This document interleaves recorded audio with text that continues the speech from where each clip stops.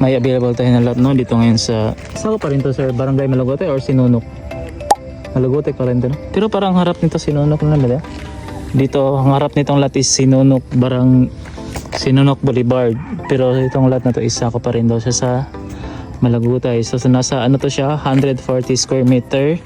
Pilit talaga sa road, oh. Dikit talaga sa road yung lupa na to. Maganda talaga yung location. You know, itong road na to pagpunta tong diversion road.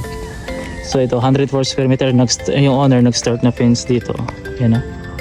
Yan, hindi na siya tapos. Reason for selling, ibenta niya to kasi parang hindi na sila titira dito kasi sa Basila na. Kaya yun, oh, yan, oh. Maganda, elevated. Magandang location along the road, mura lang talaga. Ang ano dito is yung problema pa lang is naka mother title pa. Pero kung gusto niyo i-transfer to sa ninyo, kung kayo makabili nito, ikausapin lang natin yung pinaka-owner nito para mag-perman din naman yung mga kapatid nito.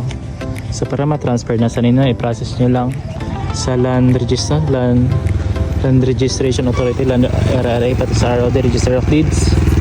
So kung kailangan nyo nagtulong paano to i-transfer, pwede din ako makatulong sa inyo. May kakilalan din ako nagpa-process ng titulo. So mura lang to, ang lupa na to, 140 square meter, price is nasa 530,000 pesos lang. So magandang location, elevated. Yan, may kuryente na. Iwan ko lang yung tubig. Sir, paano yung supply ng tubig dito? May water system dito? Yung tubig? Meron? Merong supply ng tubig dito from Water District. So yun, peaceful dito. Napakalapit sa, ang pinaka dito, malapit talaga siya sa Sinunok Boulevard. Pero sakop dito sa sa Malagutay, malapit din to sa barangay Malagutay. Pero kung magdaan ka sa Sinunok Boulevard, papunta dito may daanan man rin, simentado na, malapit lang din to. So yun lang, kung interested kayo sa lupa na to, no, magandang pagtayuan ng bahay dito, oh. Ayan. Yung mga neighbor nyo doon, no. Ayan. Wala pa gaano bahay din dito, tingnan nyo. Pero simentado na yan. Pumunta doon sa, lapit lang talaga doon sa diversion road.